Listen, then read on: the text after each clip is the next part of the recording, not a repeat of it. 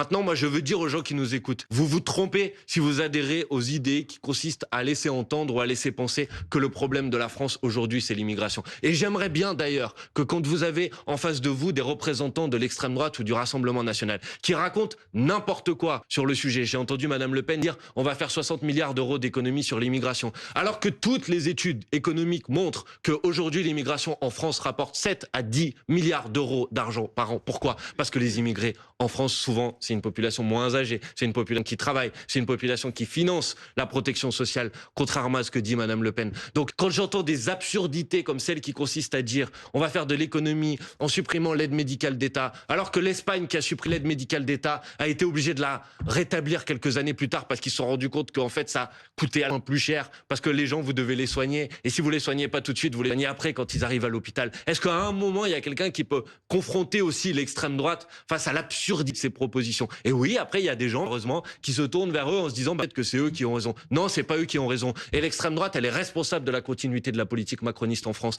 Moi je voudrais rappeler à tout le monde que si le budget de M. Bayrou a pu voir le jour, c'est parce que l'extrême droite a refusé de censurer M. Bayrou. Que si les factures d'électricité et de gaz ont augmenté au 1er août de cette année, c'est parce que l'extrême droite a refusé de censurer M. Bayrou.